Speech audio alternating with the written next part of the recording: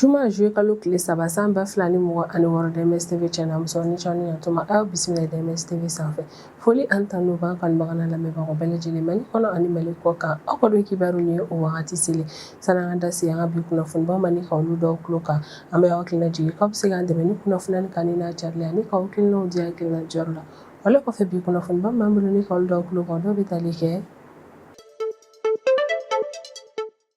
ni an ka Mali autorité an bɛ wagati min na i n'a fɔ ko bi olu kɔni cɛsirilen bɛ fɛɛrɛ bɛɛ lajɛlen latigɛli la walasa min yɛrɛ kɔni Mali jamana lakana k'o ko sabati kosɛbɛ o yɛrɛ de kɔnɔna sanga ani wagati mesures yɛrɛ kɔni bɛ ta min bɛ se ka kɛ sababu ka jamana in lakanako tɔ yɛrɛ kɔni sinsin o ko hukumu de la tarata tɛmɛnen juin kalo tile 30 san 2026 min yɛrɛ kɔni an ka Mali gouvernement ma olu kɔni bɔra ne ka laseli yɛrɛ kɔni kɛ ko k'a daminɛ ni juin kalo tile 30 in na san 2026 ko min yɛrɛ kɔni ye mobiliw yɛrɛ kɔni ni plaque tɛ olu la k'olu yɛrɛ kɔni kana na boli an ka Mali jamana kɔnɔna bilen wa ko min yɛrɛ kɔni ye mobili plaque tɛ mun na k'u ka fɛɛrɛ latigɛ ni ka taa plaque don u ka mobiliw yɛrɛ kɔnɔna walasa ka se ka ko in yɛrɛ kɔni nɔgɔya min y'an ka Mali gouvernement ma olu ye décision dɔw yɛrɛ kɔni sigi sen kan décision minnu yɛrɛ kɔni nana kɛ sababu ye ni ka plaque sigili mobiliw yɛrɛ kɔnɔna k'o baaraw yɛrɛ kɔni nɔgɔya mobilitigiw bolo walasa min yɛrɛ kɔni mobilitigi ninnu u bɛ se ka plaque don u ka mobiliw la cogo min.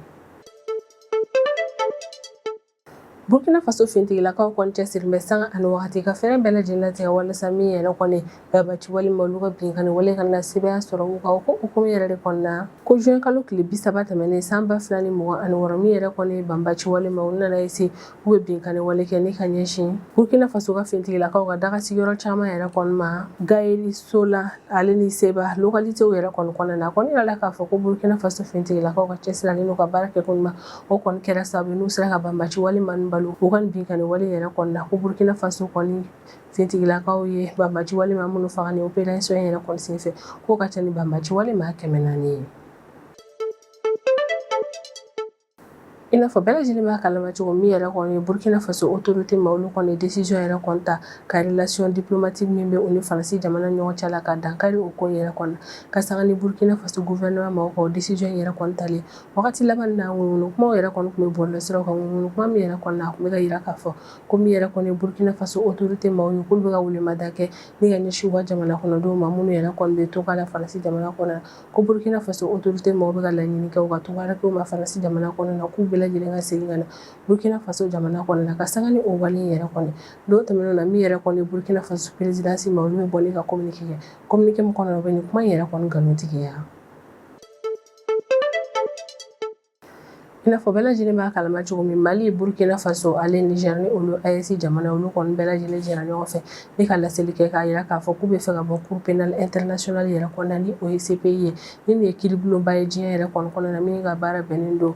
kirimba dɔw yɛrɛ kɔni ɲɛkili ma diɲɛ yɛrɛ kɔni kɔnɔna na o ko hukumu yɛrɛ de kɔnɔna tarata tɛmɛnen juin kalo tile 30 san 2026 min yɛrɛ kɔni CPI maaw ka Assemblée des États parties bureau maaw yɛrɛ kɔni olu bɔra ni ka communiqué kɛ communiqué min kɔnɔna na o kɔni b'a yira k'a fɔ ko Mali Burkina Faso ale Niger kelen ni ka décision ta k'a fɔ k'u bɛna bɔ CPI yɛrɛ kɔni kɔnɔna na ko ko in yɛrɛ kɔni olu jɔra kosɛbɛ ko yɛrɛ de kɔnɔ u bɛ welemada kɛ ni ka ɲɛsin jamana saba ma ko jamana saba yɛrɛ kɔni kana na bɔ CPI kɔnɔna ka to CPI kɔnɔna na ko ni jɔrɔna ko minnu yɛrɛ kɔni bɛ u la ale ni ko minnu sɔrɔ CPI kɔnɔna na ko CPI kiiribulon dɔ yɛrɛ kɔni bɛ yen nɔ min ka baara bɛnnen don u ka o kuma nin yɛrɛ kɔni lamɛnli ma k'u b'a laɲini jamana saba yɛrɛ de kɔni fɛ ko minnu ye u sɔrɔ CPI la ni o ma diya u ye u ka olu fɔ nka u kana n'a fɔ k'u bɛ taa ka bɔ CPI yɛrɛ kɔni kɔnɔna na. Ka sanga ni sanba minnu yɛrɛ kɔni nana Ghana jamana kɔnɔna wagati labanw na f'a kɛra sababu ni ka na ji walankata in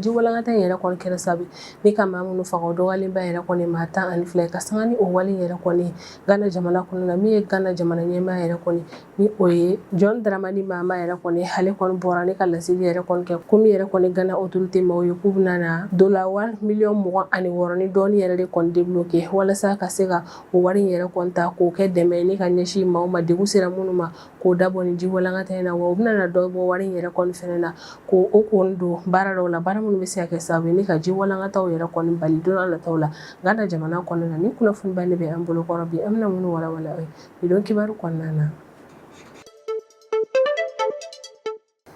Sanga ani wagati min an ka Mali autorité olu kɔni bɛ décision yɛrɛ kɔni ta jamana in lakana sabatili ko kunkan ko yɛrɛ kɔni kan. Décision nin bɛɛ lajɛlen ta kun de ye walasa min yɛrɛ kɔni malidenw n'u bolofɛ olu ka lakana ka se ka sabati o sigiyɔrɔ yɛrɛ kɔnɔna ka sanga ni o wale yɛrɛ kɔni ko tarata tɛmɛnen juin kalo tile 30 san 2026 min an ka Mali autorité olu kɔni bɔra ne ka communiqué kɛ communiqué min kɔnɔna na o b'a lase maliden bɛɛ lajɛlen ma k'a fɔ ko min yɛrɛ kɔni ye mobile ye ne plaque tɛ olu la an ka Mali jamana kɔnɔna na k'an bɛ wagati min na i n'a fɔ ko bi ko mobile nin yɛrɛ kɔni boli interdit don Mali fantan a 4 bɛɛ lajɛlen na walasa mobile mun bɛ an ka Mali jamana kɔnɔna na ni plaque d'immatriculation yɛrɛ kɔni tɛ olu la ka plaque don o mobile nin na k'o baaraw yɛrɛ kɔni nɔgɔya min yɛrɛ kɔni an ka Mali autorité olu ye mesure kɛrɛnkɛrɛnnen dɔw yɛrɛ kɔni ta mesure mun yɛrɛ kɔni na kɛ sababu ye ni ka plaque don ni mobile nin yɛrɛ kɔni na k'o baaraw nɔgɔya mobilitigi nin yɛrɛ kɔni bolo ka d'a kan min yɛrɛ kɔni an ka gouvernement ma olu kɔni y'a décidé ni ka jɛ wari dɔw yɛrɛ kɔni kɔ minnu yɛrɛ kɔni bɛ don mobile nin yɛrɛ kɔni plaque ko o commune na ni kunnafoniya yɛrɛ kɔni laseli kɛra an ka Mali sɔrɔ ko ministre de fɛ ni o ye Aluce ni Sanu ye wa communiqué yɛrɛ kɔni kɔnɔna na a b'a yira k'a fɔ ko ni an ka Mali autorité yɛrɛ kɔni décision yɛrɛ kɔni ta ko décision yɛrɛ kɔni ta kun de ye walasa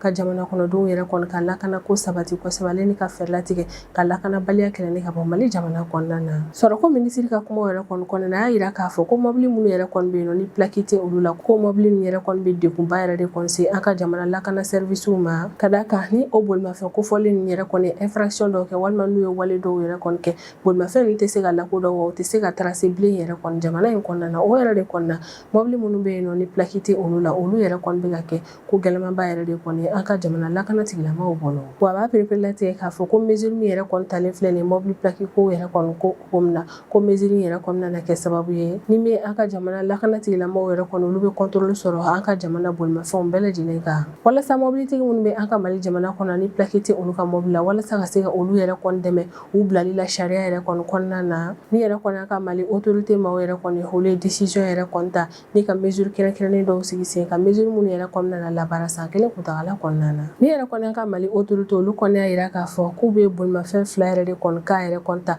ko ni bolimafɛn 2 nin yɛrɛ kɔni k'a maaw yɛrɛ kɔni k'a dɔn k'a fɔ ko min yɛrɛ kɔni u ka bolimafɛnw dédouaneli wari ale ni a wari dɔw yɛrɛ kɔni saralen min bɛ don mobile nin yɛrɛ kɔni ladonni ko la an ka Mali jamana kɔnɔ na ko min ye Mali autorité k'u kɔni bɛ jɔ o wari nin bɛɛ lajɛlen kɔ ko k'a fɔlɔ bolimafɛn minnu bɛ an ka Mali jamana kɔnɔ na ni plaque tɛ olu la ni bolimafɛn nin yɛrɛ kɔni kun dédouanelen don ka ban ko bolimafɛntigi nin k'a dɔn k'a fɔ k'u kan ka musaka minnu bɔ walasa ka se ka immatriculation baaraw k'ale n'u ka plaque yɛrɛ kɔni sɔrɔ k'u tɛna na wari bɔ o ko in na bilen ko nka maa nin k'a dɔn k'a fɔ ko kalo 6 yɛrɛ de kɔni bɛ u bolo k'u jija kalo 6 nin yɛrɛ kɔni kɔnɔna na ka ko in boliboli bɛɛ lajɛlen kɛ walasa ka se ka taa plaque yɛrɛ kɔni sigi u ka mobiliw yɛrɛ kɔni na k'o kalo 6 yɛrɛ kɔni kɔnɔna na mobili minnu dédouanelen don ka ban olu yɛrɛ kɔni tɛ dɔrɔmɛ yɛrɛ kɔni sara plaque ko in yɛrɛ kɔni na ko bolimafɛn minnu bɛ an ka Mali jamana kɔnɔ na ni plaque ma deli ka kɛ olu la wa u ma deli ka dédouaner yɛrɛ fɛnɛ ko bolimafɛntigi nin k'a dɔn k'a fɔ ko an ka Mali autorité kɔni ye san 1 de d'u ma san 1 kɔnɔna na u k'u bila sariya kɔnɔna na ko mobilitigi nin k'a dɔn k'a fɔ k'u tɛ droit de douane wari sara frais d'immatriculation u t'o sara min yɛrɛ kɔni ye droit de timbre u t'o yɛrɛ kɔni fɛnɛ sara olu fɛnɛ bɛ u ka plaque yɛrɛ kɔni sɔrɔ fu ani falaki yɛrɛ de kɔnɔna jamana in kɔnɔna na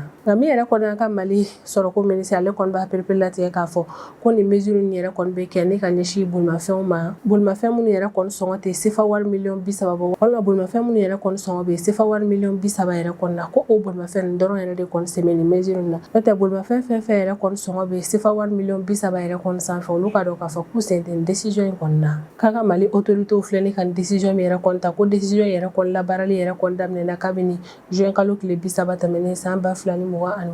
wa maa caman kɔni y'a yira k'a fɔ k'an ka Mali autorité kɛlen ni ka nin décision yɛrɛ kɔni ta ko b'a yira k'a fɔ ko min an ka Mali autorité olu ka laɲiniba dɔ yɛrɛ kɔni ka jamana yɛrɛ kɔni ka lakanako tɔ sinsin ko nka o n'a taw ta o lakanako sinsinli baaraw yɛrɛ kɔni kɔnɔna na min yɛrɛ kɔni an ka Mali autorité ye u bɛ fɛ ka mobiliw yɛrɛ kɔni plaque ko in yɛrɛ kɔni baara nɔgɔya mobilitigiw yɛrɛ kɔni bolo min yɛrɛ kɔni an ka Mali sɔrɔ ko ministre ale kɔni bɛ wulimada kɛ ni ka ɲɛsin bolimafɛntigiw bɛɛ lajɛlen yɛrɛ kɔni ma fɛn fɛn b'i yɛrɛ ye nin ko in kɔnɔna na ko bolimafɛntigi nin bɛɛ lajɛlen k'a dɔn k'a fɔ k'u kan ka u senfa teliya yɛrɛ kɔni na ni ka taa baara in yɛrɛ kɔni kɛyɔrɔw la walasa u bɛ se k'u ka plaque kuraw yɛrɛ kɔni sɔrɔ cogo min sariya kura min sigira jamana kɔnɔna na plaque ko la k'o sariya in yɛrɛ kɔni labato wa k'u jija ka baara in bɛɛ lajɛlen yɛrɛ kɔni kɛ a délai yɛrɛ kɔni kɔnɔna na ni o ye kalo 6 ale ni san 1 yɛrɛ de kɔni ye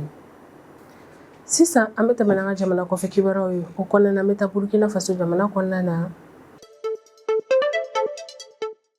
Min ye Burkina Faso fintigilakaw yɛrɛ kɔni sanga ani wagati olu fana cɛsirilen bɛ jamana in fantan a 4 bɛɛ lajɛlen na ka fɛɛrɛ bɛɛ lajɛlen latigɛ walasa min ye banbaci walimaw ye k'olu si latununi ka bɔ jamana in kɔnɔna na walasa min ye Burkina Faso jamana kɔnɔdenw olu ka lakana bɛ se ka sabati cogo min o ko hukumu de la don tɛmɛnenw yɛrɛ kɔnɔna min ye Burkina Faso fintigilakaw olu kɔni ye laseli yɛrɛ kɔni kɛ ko juin kalo tile 30 tɛmɛnen san 2026 banbaci walimaw k'u kɔnɔna binkani wale kɛ ni ka ɲɛsin Burkina Faso fintigilakaw ka daga sigiyɔrɔ caman yɛrɛ kɔni ma Gayeli Sola ale ni Seba localité yɛrɛ kɔnɔna ko min yɛrɛ kɔni olu Burkina Faso fintigilakaw k'u ka cɛsiralen n'u ka baara kɛ ɲumanw kɔni kɛra sababu n'u sera ka banbaci walima ni yɛrɛ kɔni bali u ka nin wale jugu in na wa Burkina Faso fintigilakaw kɔni b'a yira k'a fɔ ko o attaque in yɛrɛ kɔnɔna na k'olu ye banbaci walima minnu faga k'o ka ca ni banbaci walima 400 ye k'u sera ka u bolo da maramafɛn ale ni kɛlɛkɛminɛn caman fɛnɛ yɛrɛ kɔni kan ni opération ninnu senfɛ Burkina Faso ka fintigilakaw ale n'u ka VDP ni o ye volontaire pour la défense de la patrie maaw ye olu kɔni y'a yira k'a fɔ ko juin kalo tile 30 tɛmɛnen san 2026 ko min yɛrɛ kɔni banbaci walimaw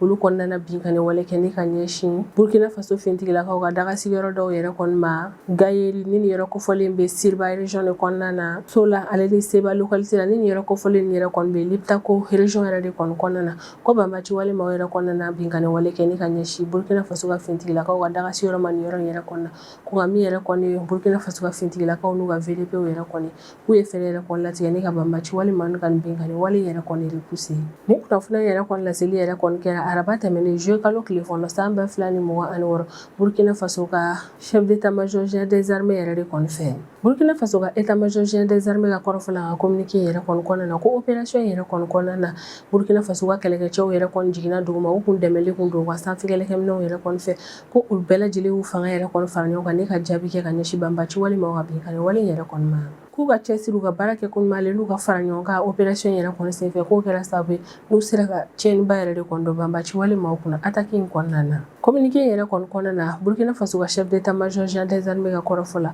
ko opération yɛrɛ kɔni kɛra sababu ye n'olu sera ka banbaci walima min faga k'o ka ca ni banbaci walima 400 ye min ye Burkina Faso ka fintigilakaw y'a yira k'a fɔ ko banbaci walima 400 ni kɔ bɔɲako yɛrɛ kɔni fagali yɛrɛ kɔni fɛnɛ kɔfɛ k'olu sera ka u bolo da kɛlɛkɛminɛn caman yɛrɛ kɔni fɛnɛ kan k'u y'u bolo da fɛn minnu ka kɛrɛnkɛrɛnnenya la o de ye moto 250 marifa calibre suguya caman 353 munition caman ale ni moyen de communication caman ko min yɛrɛ kɔni ye olu Burkina Faso fintigilakaw ko opération yɛrɛ kɔni senfɛ u sera ka u bolo da ni fɛnba nin de kan banbaci walima nin bolo min ye Burkina Faso ka état-major général des armées ale kɔni b'a perepere latigɛ ka communiqué yɛrɛ kɔni kɔnɔna na ko don min Burkina Faso ye laseli yɛrɛ kɔni kɛ ko a bɛna dankari ani Faransi ka relation diplomatique yɛrɛ kɔnɔna na k'o dugusajɛ yɛrɛ de kɔni banbaci walima u ka nin binkani wale in kɛra ni ka ɲɛsin u ka jamana ma wa y'a yira k'a fɔ ko maa minnu nana ni binkani wale yɛrɛ kɔni kɛ k'u kun ka laɲini yɛrɛ de kɔni ye ka Burkina Faso jamana kɔnɔden caman fagalen ni ka fintigilaka caman yɛrɛ kɔni faga u kun bɛ fɛ ka dimi juguba yɛrɛ de kɔni don Burkina Faso jamana la wa kuma yɛrɛ kɔni kɔnɔna na u bɛ Faransi yɛrɛ kɔni ɲaki kosɛbɛ ko min yɛrɛ kɔni ye Faransi k'ale yɛrɛ de kɔni bɛ k'a ka jukɔrɔmadon kɛ ni ka ɲɛsin banbaci wale jɛkulu yɛrɛ kɔni ma jamana in kɔnɔna na min yɛrɛ kɔni Burkina Faso ka chef d'état-major général des armées a bɛ foliba kɛ ni ka ɲɛsin a ka cɛdenw ma a b'u fo u ka cɛsiri u ka baara kɛ kun ɲuman ale n'u ka kɛlɛ ɲɛdɔnna ni opération in senfɛ a bɛ tila ka hommage kɛ ni ka ɲɛsin Burkina Faso fintigilaka 3 yɛrɛ kɔni ma n'a kɔni yirala k'a fɔ ko Burkina Faso ka nin fintigilaka 3 nin yɛrɛ kɔni binna kɛlɛkɛyɔrɔ la ko fintigilaka 3 minnu yɛrɛ kɔni binna kɛlɛkɛyɔrɔ yɛrɛ kɔni na ko 2 olu yɛrɛ kɔni nin tora Sola localité yɛrɛ de kɔni na 1 ale kɔni nin tora Gayeli localité yɛrɛ kɔni na wa chef d'état-major général des armées bɛ tila ka nɔgɔya da dugawu donba kɛ ni ka ɲɛsin maaw yɛrɛ kɔni ma minnu yɛrɛ kɔni joginnen na an bɛ wagati min na i n'a fɔ ko bi k'o dabɔ ni binkani wale yɛrɛ kɔni na wa communiqué in kɔnɔna na a b'a perepere latigɛ k'a fɔ ko min yɛrɛ kɔni opération de ratissage ye k'an bɛ wagati min na i n'a fɔ ko bi k'alisa u kɔni bɛ ka continuer zone yɛrɛ kɔni kɔnɔna na walasa banbaci walima minnu sera ka boli ni ka tila ka bɔ ni kɛlɛkɛyɔrɔ in na ka fɛɛrɛ yɛrɛ kɔni latigɛ ni ka boloda olu ka teliya la o Burkina Faso maaw bɛ welemada kɛ ni ka ɲɛsin Burkina Faso jamana kɔnɔdenw yɛrɛ kɔni ma k'u ka collaboration tɛmɛ u ni lakana tigilamɔgɔw yɛrɛ kɔni ɲɔgɔn cɛ la ko n'u bisigara maa o maa yɛrɛ kɔni ka ko kɛta la wa lakana tigilamɔgɔw yɛrɛ kɔni wele ni ka o ko yɛrɛ kɔni signalé ko n'o yɛrɛ kɔni kɛra u bɛ Burkina Faso fintigilakaw dɛmɛ kosɛbɛ jamana lakana sabatili la I n'a fɔ bɛɛ lajɛlen b'a kalama cogo wagati tɛmɛnen na min yɛrɛ kɔni Burkina Faso autorité ma olu kɔni ye laseli yɛrɛ kɔni kɛ ko relation diplomatique min tun bɛ olu ni Faransi jamana ni ɲɔgɔn cɛ la ko dankari la o relation diplomatique yɛrɛ kɔni o wale yɛrɛ kɔni kɔfɛ a ŋunuŋunu kumaw yɛrɛ kɔni bolila bɔlɔlɔsiraw kan kosɛbɛ ŋunuŋunu kuma minnu tun bɛ k'a yira k'a fɔ ko min yɛrɛ kɔni Burkina Faso autorité maaw ye olu bɛ ka welemada kɛ ni ka ɲɛsin u ka jamana kɔnɔdenw ma kɛrɛnkɛrɛnnenya la minnu bɛ Faransi jamana kɔnɔna na ko Burkinabe minnu bɛ Faransi jamana kɔnɔna na k'u bɛɛ lajɛlen ka segin ka na Burkina Faso jamana kɔnɔna na ka sanga ni ŋunuŋunukan in yɛrɛ kɔni bonyani ye kosɛbɛ bɔlɔlɔsiraw yɛrɛ kɔni k'a yira k'a fɔ ko don tɛmɛnenw na ko min yɛrɛ kɔni Burkina Faso ka présidence maaw yɛrɛ kɔni olu bɔra ni ka communiqué kɛ communiqué min kɔnɔna na u bɛ nin kuma nin bɛɛ lajɛlen nkalontigiya Burkina Faso ka présidence maaw yɛrɛ kɔni ka kɔrɔfɔ yɛrɛ kɔni na ko nin ŋunuŋunu kuma minnu yɛrɛ kɔni bɛ ka boli bɔlɔlɔsiraw yɛrɛ kɔni kan ko kuma in yɛrɛ kɔni bɛɛ lajɛlen ye nkalon ye ko a kuma in yɛrɛ kɔni carila ni ka bɔ maa ŋaniya jugu dɔw yɛrɛ de kɔni yɔrɔ la minnu bɛ fɛ ka na ni ɲagami yɛrɛ kɔni Burkina Faso jamana kɔnɔdenw yɛrɛ kɔni ni ɲɔgɔn cɛla la Burkina Faso présidence maaw yɛrɛ kɔni ka kɔrɔfɔ la k'olu ma communiqué foyi yɛrɛ kɔni kɛ communiqué min kɔnɔna na u kɔni b'a fɔ ko min yɛrɛ kɔni Burkina Faso togarakew ye minnu bɛ Faransi jamana kɔnɔna na k'olu ka segin ka na Burkina Faso jamana kɔnɔna na ko a maa minnu yɛrɛ kɔni ni communiqué in yɛrɛ kɔni kɛ k'u k'a dɔn k'a fɔ ko min yɛrɛ kɔni Burkina Faso autorité maaw yɛrɛ kɔni k'u bɛna na poursuite judiciaire yɛrɛ kɔni kɛ ni ka ɲɛsin nin maa nin yɛrɛ kɔni ma walasa u ye wale min yɛrɛ kɔni kɛ u ka taa jaabi kɛ ni ka ɲɛsin o yɛrɛ kɔni ma Burkina Faso kiiritigilamaw yɛrɛ kɔni ɲɛma an bɛ wagati min na i n'a fɔ ko bi ni Burkina Faso autorité maaw yɛrɛ kɔni olu bɛ lasɔmini yɛrɛ kɔni kɛ ka kangari gɛlɛnmanba kɛ jamana kɔnɔdenw yɛrɛ kɔni k'u yɛrɛ minɛ kunnafoniyaw yɛrɛ kɔni carili ma kunnafoniya minnu yɛrɛ kɔni sɛgɛsɛgɛlen tɛ an bɛ wagati min na i n'a fɔ ko bi nin yɔrɔ in yɛrɛ kɔnɔna an b'a pereperelatigɛ ye k'a fɔ ko min yɛrɛ kɔni Burkina Faso autorité maaw ye k'olu ma welemada kɛ ni ka ɲɛsin u ka togarake foyi yɛrɛ kɔni ma minnu bɛ Faransi jamana kɔnɔna na k'u ka segin ka na Burkina Faso jamana kɔnɔna na kabini wagati tɛmɛnenw yɛrɛ kɔnɔna Burkina Faso autorité maaw y'a pereperelatigɛ communiqué in kɔnɔna na k'a fɔ ko dankarili Burkina Faso ale ni Faransi ka relation diplomatique la ko kɔrɔ tɛ ko jamana kɔnɔden fila ni yɛrɛ kɔni tɛ se ka u ka kow yɛrɛ kɔni kɛ ɲɔgɔn fɛ ko in yɛrɛ kɔni bɛ institution yɛrɛ de kɔni la n'o tɛ jamana kɔnɔdenw sen foyi yɛrɛ kɔni tɛ a la nka maa dɔw yɛrɛ kɔni ŋaniya jugumanw yɛrɛ kɔni bɔra ni ka welemada kɛ k'a fɔ ko min ye Burkina Faso autorité ma k'olu ko k'u ka togarakew yɛrɛ kɔni ka segin ka na Burkina Faso jamana kɔnɔna na yɔrɔ in yɛrɛ kɔni na an bɛ o kuma in yɛrɛ kɔni nkalontigiya ka d'a kan Burkina Faso présidence maaw yɛrɛ de kɔni bɔra ni ka kuma in nkalontigiya k'a yira k'a fɔ k'olu ma welemada kɛ ni ka ɲɛsin u ka togarake foyi ma Faransi jamana kɔnɔna na k'u ka segin ka na Burkina Faso jamana kɔnɔna na i n'a fɔ bɛɛ lajɛlen b'a kalama cogo min yɛrɛ kɔni ye Mali Burkina Faso ale Niger olu bɛɛ lajɛlen laseli yɛrɛ kɔni kɛ k'olu yɛrɛ kɔni na bɔ Cour pénale internationale yɛrɛ kɔni na ni o ye CPI ye ka sanga ni jamana saba ni yɛrɛ kɔni ka o décision yɛrɛ kɔni don tɛmɛnenw yɛrɛ kɔni na min yɛrɛ kɔni ye CPI ka assemblée des partis yɛrɛ kɔni bureau ma olu bɛ welemada kɛ ni ka ɲɛsin Mali Burkina Faso ale Niger ma ni o ye AES jamanaw yɛrɛ kɔni ko jamana saba ni yɛrɛ kɔni kana na bɔ CPI la k'u ka to CPI kɔnɔna na CPI maaw ka communiqué yɛrɛ kɔni kɔnɔna na u b'a walawala k'a yira k'a fɔ k'olu bɛ fɛ ni ka continuer ka baara kɛ jamana saba ni yɛrɛ kɔni fɛ ni o ye Mali Burkina Faso ale Niger ko yɛrɛ de kɔni na u bɛ welemada kɛ ni ka ɲɛsin jamana saba ninnu ma ko ɲɔni jamana saba ninnu k'a fɔ k'u bɛ bɔ CPI yɛrɛ kɔni kɔnɔna na ko jɔrɔna ko ale ni ko minnu kɛr'u la CPI la ni o ma diya u ye k'u ka o ko ninnu yɛrɛ kɔni ɲɛfɔ CPI maaw yɛrɛ kɔni k'o ka fisa n'u k'a fɔ k'a fɔ k'u bɛ bɔ CPI yɛrɛ kɔni kɔnɔna na CPI maaw yɛrɛ kɔni ka kɔrɔfɔ la ko ni CPI membre dɔ yɛrɛ kɔni décision yɛrɛ kɔni ta ni ka bɔ CPI yɛrɛ kɔni kɔnɔna na k'o bɛ kɛ sababu ye ni CPI bɛ ka crime grave crime de guerre crime contre l'humanité ale ni génocide min yɛrɛ kɔni kɛlɛ ni ka bɔ diɲɛ kɔnɔna na ko wale yɛrɛ kɔni bɛ kɛ sababu ye ni ka CPI maaw ka o kɛlɛ in yɛrɛ kɔni gɛlɛya u bolo kosɛbɛ CPI maaw yɛrɛ kɔni bɛ hakilinajigi yɛrɛ kɔni kɛ ko diɲɛ yɛrɛ kɔni kɔnɔna na maa minnu bɛ crime de guerre crime contre l'humanité ale ni génocide yɛrɛ kɔni kɛ ko olu CPI maaw yɛrɛ kɔni jɔdaba yɛrɛ kɔni bɛ o maa ninnu ɲakili la o baara jugu in yɛrɛ kɔni na wa communiqué yɛrɛ kɔni kɔnɔna na CPI maaw yɛrɛ kɔni b'a pereperelatigɛ k'a fɔ ko jamana minnu yɛrɛ kɔni bɛ décision ta ni ka bɔ CPI yɛrɛ kɔni kɔnɔna na k'u k'a dɔn k'a fɔ k'u mana na décision ta don min k'a fɔ k'u bɛ bɔ CPI kɔnɔna na k'o kɔrɔ tɛ k'a fɔ ko fɛn minnu wajibiyalen don u ka CPI jɛkulu kɔnɔna na k'u bɛ o fɛn nin bɛɛ lajɛlen kɛli jɔ ko CPI kɔnɔna na sariya minnu yɛrɛ kɔni bɛ yen nɔ jamana ninnu yɛrɛ kɔni k'u jija u ka o sariya nin bɛɛ lajɛlen yɛrɛ kɔni labato yanni u ka se ka bɔ CPI yɛrɛ kɔni kɔnɔna na ka d'a kan ko i kɛlen ka laseli kɛ k'a fɔ k'i bɛna bɔ CPI kɔnɔna na ani n'i bɔra CPI kɔnɔna na k'olu yɛrɛ kɔni tɛ kelen i bɛ san kelen yɛrɛ de kɔni kɛ san kelen yɛrɛ kɔni kuntagala yɛrɛ kɔni kɔnɔna na baaraw bɛ kɛ walasa ka se k'i bɔ CPI kɔnɔna na ko yɛrɛ de kɔni na Mali Burkina Faso ale Niger u k'a dɔn k'a fɔ k'u ma bɔ CPI kɔnɔna na fɔlɔ sariya minnu bɛ CPI kɔnɔna na k'u jija k'o bɛɛ lajɛlen labato fo ka taa san kelen yɛrɛ kɔni dafa min yɛrɛ kɔni ye Niger jamana ye kabini juin kalo tile 18 tɛmɛnen san 2026 ale kɔni ye laseli kɛ k'a bɛna bɔ CPI la nka CPI maaw yɛrɛ kɔni y'a yira k'a fɔ ko fo san 2027 juin kalo tile 18 de ko min yɛrɛ kɔni ye Niger jamana ye k'ale bɛ bɔ CPI yɛrɛ kɔni kɔnɔna na ko ɲani nin don kofɔlen yɛrɛ kɔni cɛ min yɛrɛ kɔni AES jamana olu bɛɛ lajɛlen yɛrɛ kɔni bɛ to CPI membre yɛrɛ kɔni wa u kɛn bɛ ne ka layidu minnu ta CPI kɔnɔna na ni sariya minnu bɛ CPI kɔnɔna na u b'u jija ne ka o sariya nin bɛɛ lajɛlen labato ni wagati kuntagala in kɔnɔna na. Ni ne bɛ dan sigi an ka bidon kibaru la an b'an kanubaga n'an lamɛnbagaw bɛɛ lajɛlen fo Mali kɔnɔ ani Mali kɔ kan an bɛ aw hakilina jigin k'aw bɛ se k'an dɛmɛ ni kunnafoniya ni kanni n'a carili ani k'aw hakilinaw di hakilina jɔyɔrɔ la wale kɔfɛ an b'a fɔ aw ɲɛna ko aw k'an bɛn a ɲɔgɔnna wɛrɛ ma.